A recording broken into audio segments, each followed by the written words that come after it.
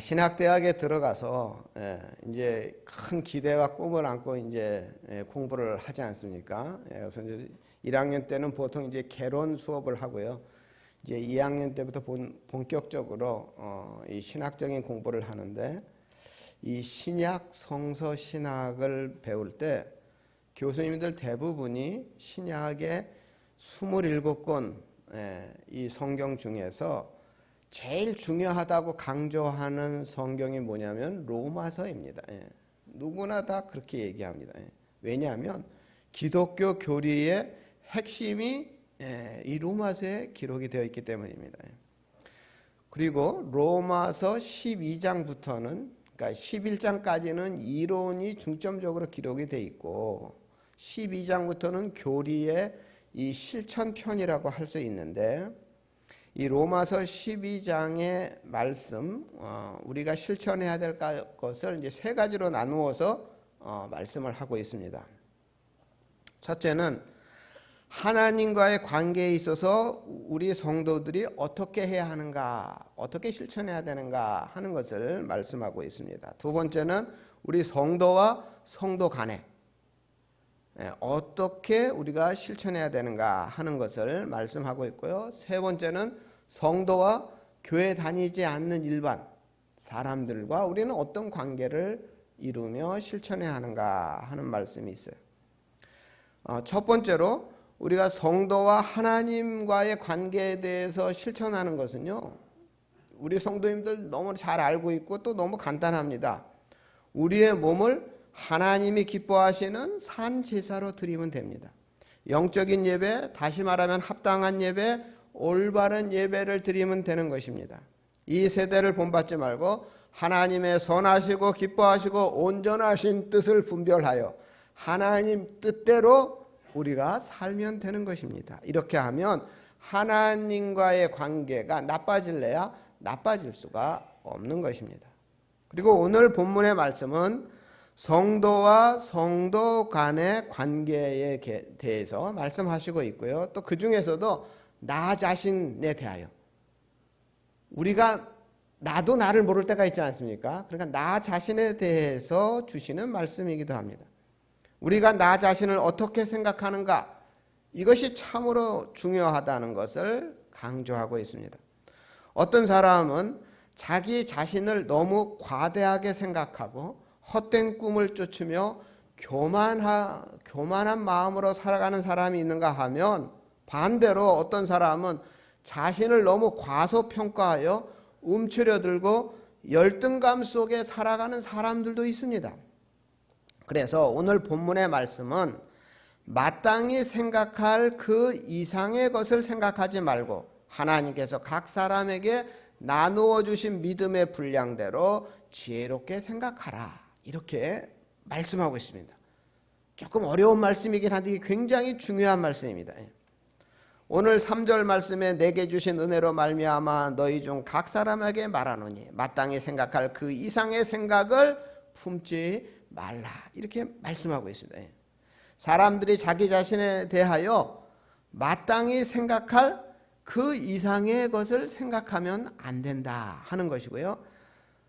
이게 좀 사도 바울이 굉장히 추상적으로 기록을 하고 있는데, 이것을 제가 구체적으로 설명을 드리겠습니다. 첫 번째로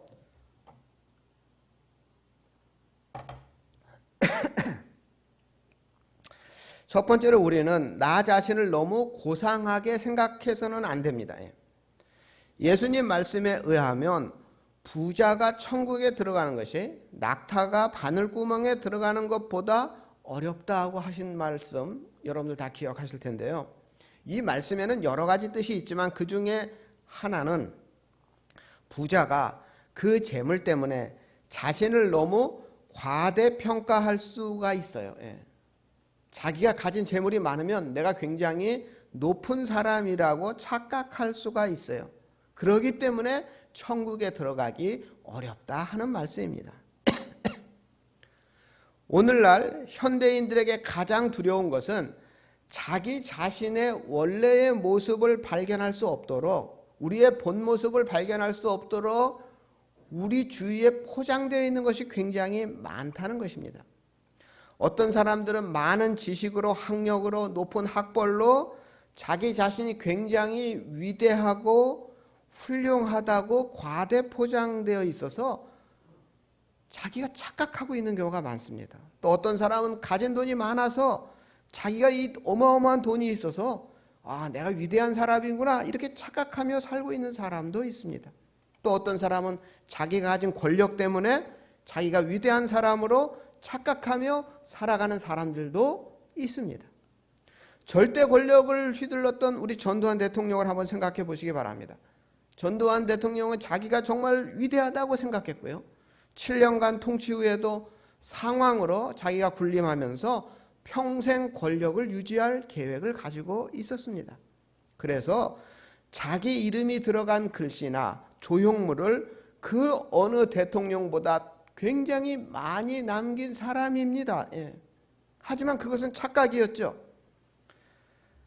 자기 자신에 대한 과대망상이었습니다. 이거를 증명하는 것이 바로 아직 그분이 살아있음에도 불구하고 정말 그분의 흔적을 지우는 것이 계속되고 있죠.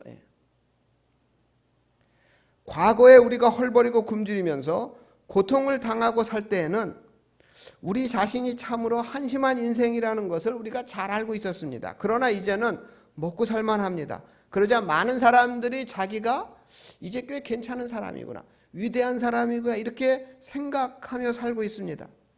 그렇지만 우리가 가지고 있는 부나 권력이나 지식들은 우리를 좀 더 행복하게 할 수는 있지만 우리의 본질을 바꿀 수 있는 것은 아니다 하는 사실을 우리는 알아야 합니다. 예나 지금이나 부자나 가난한 자나 많이 배운 자나 못 배운 자나 결국 빈손으로 왔다가 빈손으로 돌아가야 하는 서글픈 존재일 뿐입니다. 문제는 우리가 이것을 잊고 사는 것입니다. 재력 때문에, 권력 때문에, 높은 학력 때문에 정작 자신의 본래의 모습을 잊고 사는 것이 우리들의 본 모습입니다.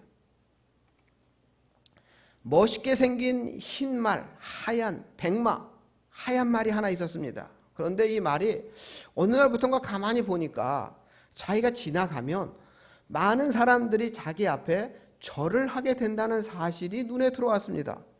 그래서 이 흰 말은 내가 굉장히 위대하구나 그렇게 점차 생각하게 되었습니다. 근데 어느 날 가만히 생각해 보니까 내가 이렇게 위대한데 내 등에 어떤 사람이 자꾸 타고 다니는 것입니다. 그리고 그 어떤 사람이 자꾸 무거워졌습니다. 그러자 이 흰말은 은근히 화가 났습니다. 아니 모든 사람이 내가 지나가면 다 절하는데 도대체 어떤 녀석이 감히 나를 이렇게 힘들게 하는 거야. 심술이 났습니다.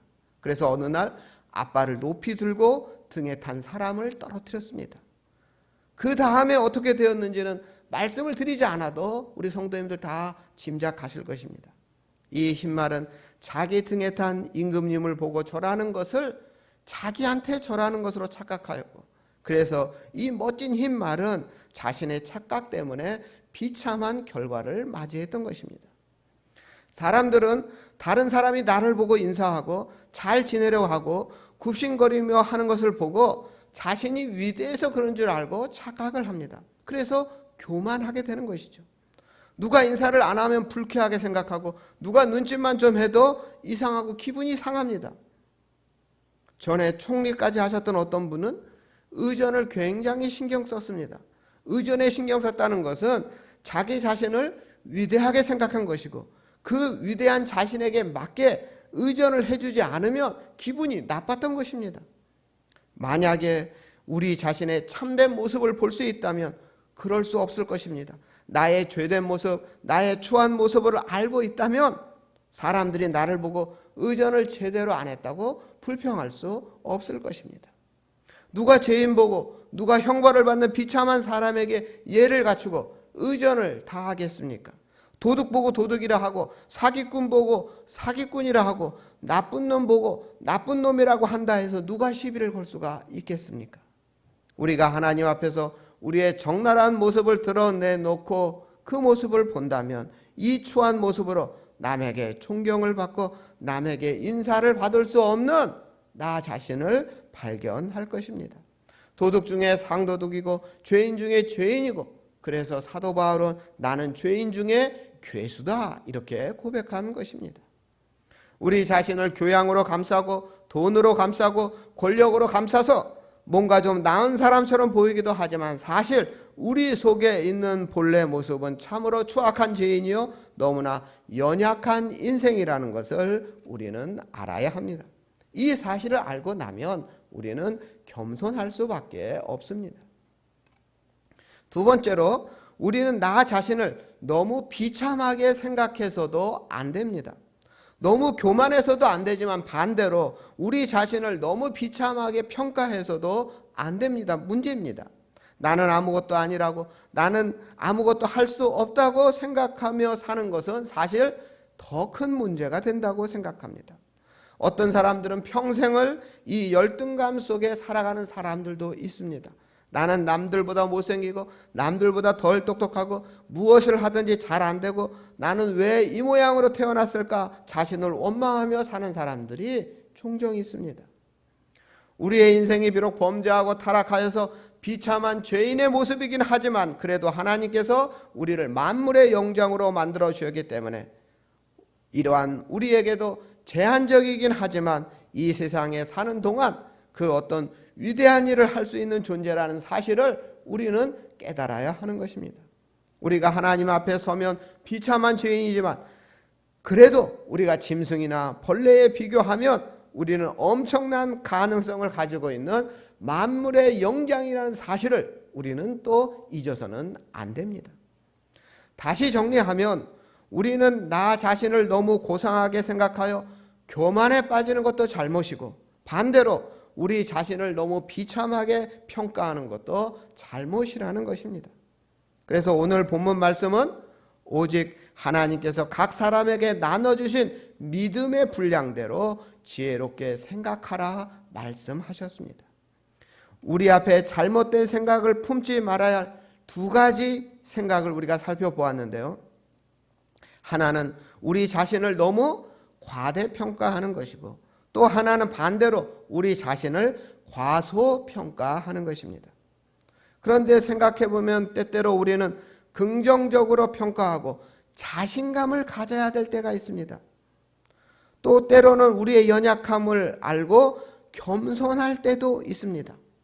그래서 마땅히 품어야 할 지혜로운 생각은 내가 언제 자신감을 가져야 하는 것인지 내가 언제 겸손함을 가져야 하는 것인지 이거를 잘 구분하는 지혜입니다. 초등학생들이 낄끼 뺄빼 뭐 이런 말을 쓰더라고요. 낄 때 끼고 뺄 때 뺄 줄 알아야 된다. 이 초등학생들이 사용하는 말인데 자신감을 가질 때와 겸손한 마음을 가질 때를 구별하는 지혜가 필요합니다. 거꾸로 행동하지 말아야 됩니다. 대부분의 사람들은 거꾸로 합니다. 지혜롭지 못하게 미련한 마음으로 거꾸로 할 때 문제가 생기는 거죠. 겸손해야 될 때 교만하고 자신 있게 나가야 할 때 그때는 자신감 없이 사양하고 이게 잘못된 것이죠. 좀 잘못된 일이 있어서 그 잘못을 지적하고 나무라면 겸손히 받아들이고 앞으로 고치려고 노력해야 하겠죠. 그런데 이때 많은 사람들은 아니 이 사람이 나를 어떻게 보고 그러는 거야? 내가 당신에게 그런 충고나 받을 사람인 줄 알아? 하며 흥분하게 되죠. 또 목사님이 집사님 이것 좀 부탁드립니다 라고 하면 저는 그거 할 줄 모릅니다. 전 잘 못합니다. 겸손한 척 사양하는 것도 문제죠. 우리들은 먼저 과거의 우리의 모습을 생각하면서 겸손한 마음을 가져야 됩니다.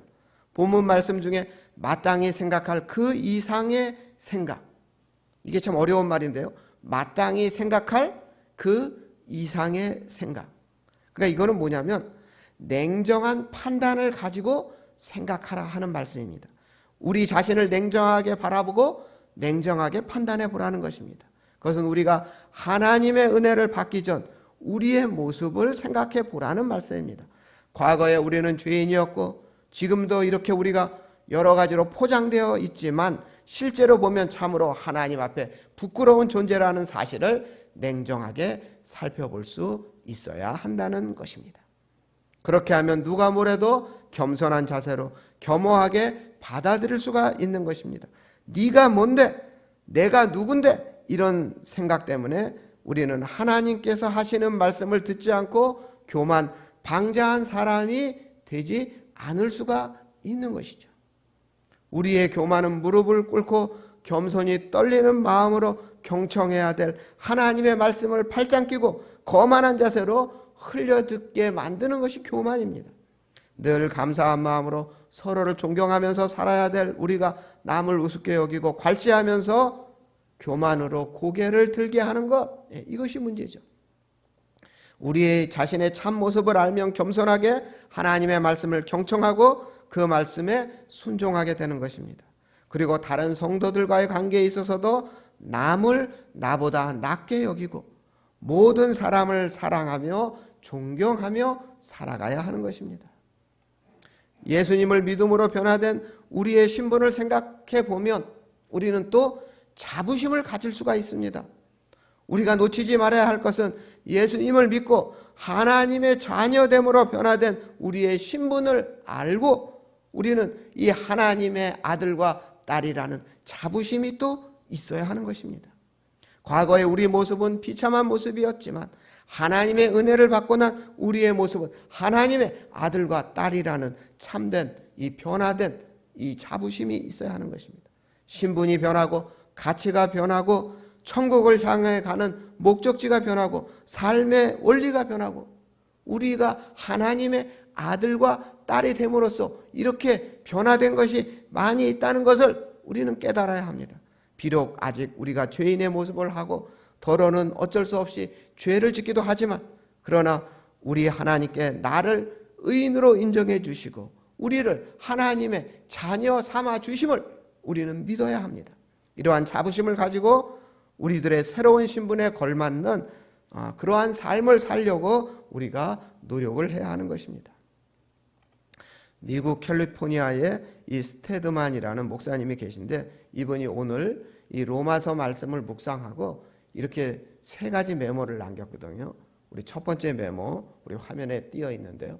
우리 한번 읽어보겠습니다. 나는 하나님의 형상대로 지음을 받았다. 나는 짐승이 아니다. 짐승처럼 행동해서는 안 된다. 나는 하나님께서 나에게 주신 능력을 내 안에 가지고 있으며 그 능력으로 하나님께 응답하고 관계를 유지한다. 그러므로 나는 짐승이 아니라 사람으로 행동하며 살아야 한다. 나는 짐승이 아닌 사람이라는 깨달음입니다. 사실 우리 주위에 보십시오. 짐승 같은 사람이 많습니다. 여러분 뉴스를 보면 짐승보다 못한 사람도 우리가 발견할 수가 있습니다. 우리는 모두 하나님의 형상을 따라 특별히 창조된 사람입니다. 그러니 우리는 짐승이 아니라 사람으로 살아야 한다는 것입니다. 짐승처럼 남이야 어떻게 되든 말건 자기만 생각하고 자기만 살려고 하는 그런 본능적인 삶이 아니라 하나님을 섬기고 내 이웃을 내 몸과 같이 사랑하며 바른 관계를 유지하며 올바른 사람으로서의 삶을 살자 하는 것입니다. 우리 두 번째 메모 우리 함께 읽어보겠습니다. 나는 하나님의 성령이 충만하다. 나는 비천하기에 그 성령을 받을 가치가 없지만 하나님의 성령은 기꺼이 나에게 오셔서 내 속에서 역사하고 계신다. 우리는 성령 받은 사람이라는 것입니다. 하나님의 영이 우리 가운데 오셔서 내 속에 오셔서 나와 함께 동행하신다는 것.